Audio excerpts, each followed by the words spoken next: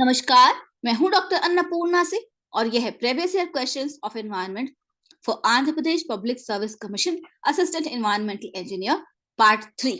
और चांसेस है कि Andhra Pradesh public service commission के एग्जाम में भी इस तरह से क्वेश्चन आएंगे, इसलिए मैं इनको ले रही हूँ आपकी मदद के लिए।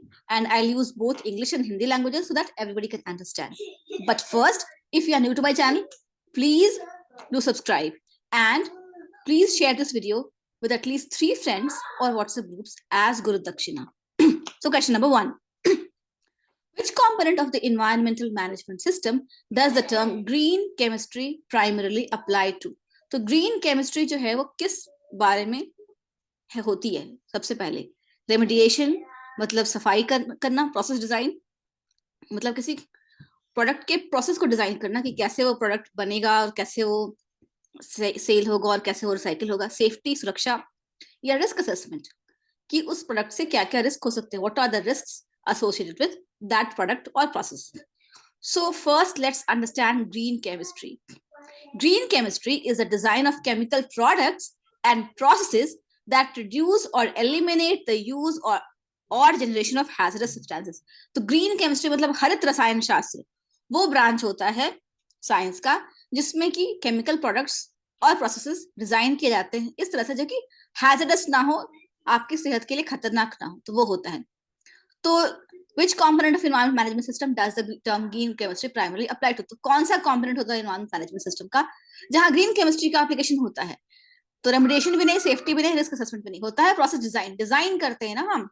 green chemistry is a design of chemical products, तो process design। Answer is 2. Question number 2. Which of the following is not likely to be a part of the risk assessment process of the use of hazardous materials, pollutants in the environment? इनमें से कौन सा risk assessment का part नहीं होगा hazardous materials के use के से related? Cost of the material, exposure of material to receptor की exposure of material to receptor मतलब कि जैसे मैं रिसीव कर रही हूँ तो मुझे मटेरियल का एक्सपोजर हुआ तो मेरे पर क्या असर पड़ेगा, तो ये तो रिस्क असेसमेंट का पार्ट होता है। Atmospheric transport of material, that is कि हवा में उड़ गया material gets transported to the air या by the air, so that is also part of the risk assessment. Biodegradability of the material, is the material biodegradable or not? Material biodegrade हो सकता है या नहीं, ये सभी रिस्क असेसमेंट के part है। The only thing that is not a part of the risk assessment of hazardous materials is cost of the material. सस्ता है, महंगा इंपॉर्टेंट नहीं है, होता है, बाकी तीनों चीजें इंपॉर्टेंट है। So not likely to be a part of the risk assessment process is cost of the material. Answer is 1। क्षमा कीजिएगा, मैं अभी भी कोविड से उबर रही हूँ तो मैं खांसी बहुत होती है। Question 3. Which of the following is an example of responsible environmental management? Responsible environmental management का example क्या है? क्या है उदाहरण? Dumping of wastewater in the sea? No. Dumping wastewater is not an example of responsible environment management. wastewater को आप समुद्र में डाल रहे हैं तो ये तो बहुत घटिया बात है, रिस्पॉन्सिबल थोड़ी है। disposal of wastewater in local lakes, जो लोकल लेक्स हैं, आसपास की लेक्स हैं, उनमें वेस्ट वाटर को डिस्पोज कर देना, this is also not responsible. Burning of solid waste in local communities, solid waste को जला देना, burning solid waste causes greenhouse gases, particulate emission, so this is not responsible either. पर चौथा है decentralized community waste management facilities, this is an example of responsible environment management. Why? Decentralized means which is not centralized, so I'm generating the waste and I am managing the waste myself. I'm not sending it to a central facility. So wherever the waste is being generated, it's being managed then and there. So it's a good, responsible environment management system. तो जब waste होता है decentralised community waste management मतलब कि decentralised कि waste को कहीं भेजा नहीं जा रहा है, जहां पे वेस्ट जनरेट हुआ वहीं पे उसको डिकम्पोज या बायोडिग्रेड या कंपोस्ट कर लिया जा रहा है, तो वो जहां वेस्ट जनरेट होगा वहीं वेस्ट मैनेज होगा। तो ये एक बहुत ही रिस्पॉन्सिबल इन्वायरमेंट मैनेजमेंट का तरीका है। तो answer is 4। Example of responsible environment management is 4, decentralised community waste management facilities. Question number 4. Which of the following can be considered as an end of a pipeline treatment process? End of pipeline मतलब process के अंत में, नली के अंत का treatment process कौन सा है?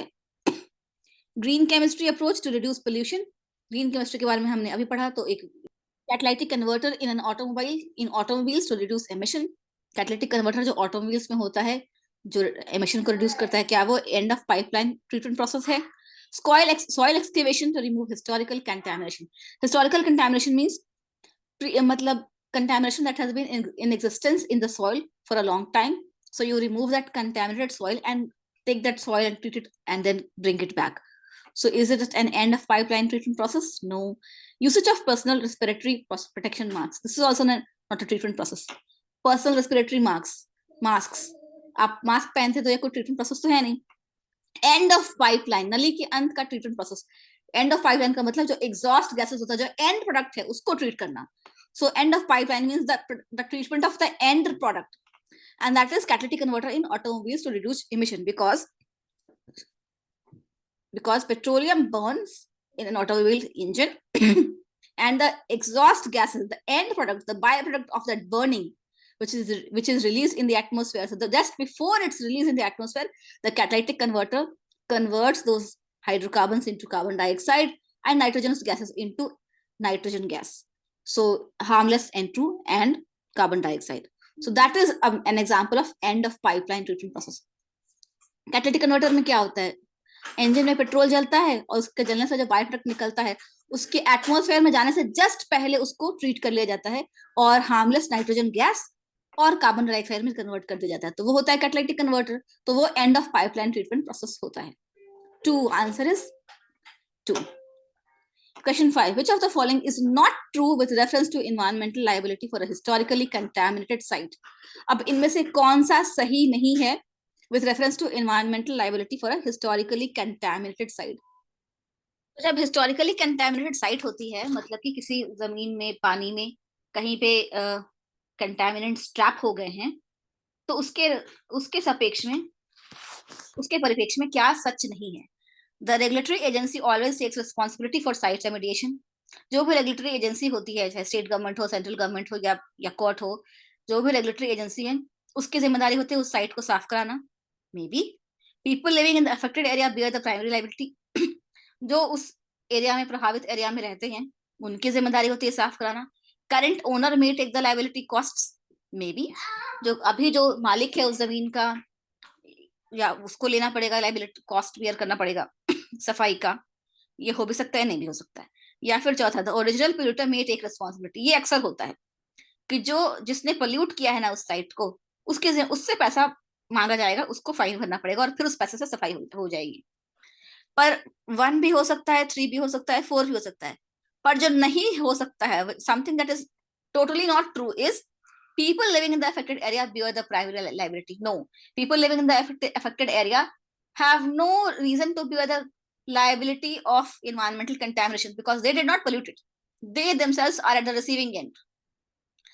तो जो अफेक्टेड, प्रभावित स्थान पर जो लोग रहते हैं, उनकी जिम्मेदारी नहीं बनती, क्योंकि उन बेचारों को तो वैसे ही उस प्रभाव से दुष्प्रभाव हो रहा है कि उन आसपास की जमीन या पानी में अगर कंटेमिनेशन है तो उनको तो वैसे दुष्प्रभाव हो रहा है. तो उनकी क्या गलती है जो वो पैसा देंगे? वो कभी पैसा नहीं देते हैं. तो जो नॉट ट्रू है वो ट्रू है. आसपास के लोग की कोई जिम्मेदारी नहीं बनती सफाई की. ठीक है, उनकी कोई गलती नहीं है. Question 6. Which of the following environmental option is potentially the least expensive and time consuming? अब इनमें से कौन सा environmental option है जो सबसे सस्ता है और टाइम कंज्यूमिंग भी है? Dredging and relocation to another site, की मतलब कोई साइट अगर कंटेमिनेट हो गई तो वहां की मिट्टी को ड्रेजिंग करके खोद के दूसरी साइट पर भेज तो वहां पे साफ कर देना. दूसरा, dumping and containing hazardous waste in a landfill. Hazardous waste को खुरच के और उसको लैंडफिल में भर दो. तीसरा, incineration of biomedical waste. Biomedical waste को हाई टेम्परेचर वे 1200 डिग्री सेल्सियस पे इंसिनरेट कर दो. ये 3 तरीका है. या monitored natural recovery. Monitored natural recovery मतलब नेचुरली जब वो साइट अपने आप ही धीरे धीरे क्लीन होगी, उस पर घास जमेंगे, पेड़ जमेंगे और वो नेचुरली बायो रेमिडिएशन होगा, तो उसको बस आप देखते रहो कि वो कब पूरी तरह से ठीक हो गई. तो ये प्रोसेस में जो है कोई खर्चा नहीं लगना है, नेचुरली होना है, पर टाइम कंज्यूमिंग होगा क्योंकि इसमें समय बहुत लगेगा. ये है answer is 4. Question 7. In which world region do we currently witness the highest growth rates in urban population? तो कौन सा दुनिया का ऐसा महाद्वीप है, कॉन्टिनेंट है, जहां पर मैक्सिमम अर्बन पॉपुलेशन, शहरी पॉपुलेशन जहां रहती है, जहां सबसे ज्यादा शहरी पॉपुलेशन का ग्रोथ है, growth rate in urban population? Latin America मतलब साउथ अमेरिका, ऑस्ट्रेलिया, एशिया या यूरोप? सही उत्तर है एशिया. एशिया में इंडिया और चाइना में जो डेवलपमेंट बूम आया था उसकी वजह से अर्बन ग्रोथ बहुत ज्यादा हो गई इन 2 देशों में, और उसकी वजह से पूरे एशिया का जो है वो शहरीकरण का आंकड़ा बदल गया. Answer is 3, Asia. Question 8, changes in the level of urbanisation describe. Now urbanisation का जो चेंज होता है, लेवल ऑफ अर्बनाइजेशन मतलब शहरीकरण के स्तर में जो बदलाव होता है उसका क्या मतलब है? The proportion of the population living in urban centres, जितने लोग शहरों में रह रहे हैं, number of urban centres in a country मतलब number of cities in this country, मतलब जितने शहर है देश में, a factor of reclassification from rural to urban area, और रूरल एरिया से लेके से अर्बन एरिया में मतलब गांव से शहर के बीच में जो आबादी का जो स्थानांतरण होता है, बंटवारा होता है, उसका उसका फैक्टर होता है। Net balance, the net balance of rural urban migration या रूरल अर्बन माइग्रेशन से जुड़ा हुआ है। नहीं, changes in the level of urbanisation describe the proportion of the population living in urban centres, मतलब शहरीकरण में जो बदलाव आते हैं उससे क्या समझते हैं? उससे हम ये समझते हैं कि शहरों में जो लोग रहते हैं उनकी मात्रा में बदलाव आता है। तो आंसर इज 1। ठीक है, अब बढ़ते हैं 9वां सवाल। The two aspects of rapid growth in the world's urban population over the last 50 to 100 years are. ऐसे दो पहलू शहरीकरण के जो लास्ट 50 से 100 साल में देखने को मिले हैं विश्व में, वो कौन से दो पहलू हैं? 1, significantly higher mortality rate and the unprecedented size of the largest cities. High mortality rate मतलब ज्यादा लोग मरते हैं और जो शहर है उनके उनके जो साइज है वो बढ़ गया है। नहीं, the increase know the increase in the number of large cities and the disproportionately high fertility rates in cities.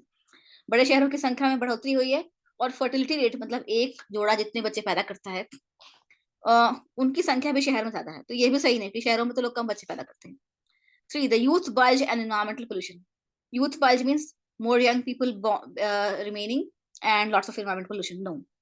4, the increase in the number of large cities and the historically unprecedented size of the largest cities. तो दो जो मुख्य पहलू हैं वो ये हैं कि बड़े शहरों की संख्या में बढ़ोतरी हुई है और जो बड़े शहरों का साइज है ना, आकार है ना, वो बहुत बदल गया, वो और बड़ा हो गया। तो शहर ज्यादा हुए हैं और बड़े शहर और बड़े हुए हैं। ये ज्यादा बड़ा पहलू है पिछले 50 साल से 100 साल के बीच में तो देखा जा रहा है शहरीकरण के केस में। ठीक है, आंसर इज 4। आखिरी सवाल, what is meant by urban environment? Urban environment से आप क्या समझते हैं? 1, natural elements air water land climate flora fauna as part of the city. कि शहर में जो नेचुरल एलिमेंट्स पानी तालाब जमीन पेड़ पौधे ये सब होते हैं सिर्फ वही समझते हैं। 2, the built environment, physical environment constructed modified for human habitation and activity. built environment जो शहर मकान रोड ये सब बने हैं शहर में, वो शहर अर्बन एनवायरमेंट का हिस्सा है। 3, the social environment as determined by urban lifestyle, या जो लोग जो सोसाइटी शहर में है उसको अर्बन एनवायरमेंट कहते हैं। या फिर the physical environment in urban areas that is mix of natural elements and built environment, या फिर जो अर्बन एरियाज में जो फिजिकल एनवायरमेंट होता है, नेचुरल एलिमेंट भी, पेड़ पौधे धरती हवा पानी ये सब भी, और बिल्ट एनवायरमेंट मतलब सड़क मकान ये सब भी, ये सब मिला के अर्बन एनवायरमेंट होता है। Correct answer is 4, the physical environment in urban areas mix of natural elements and built environment together make the urban environment, मतलब पेड़ पौधे झरने नदी तालाब इसके अलावा मकान सड़क टावर ये सब सब मिला के अर्बन एनवायरमेंट होता है, फिजिकल पूरा एरिया। ठीक है, आज के लिए इतना ही, मिलती हूँ आपसे अगले प्रैक्टिस टेस्ट में। कोई भी डाउट हो मुझे कमेंट करके जरूर बनाएं। Please keep preparing, let me know if you have any doubts, tell me in the comments below, and all the best for your exams. Thank you. जय हिंद, जय भारत।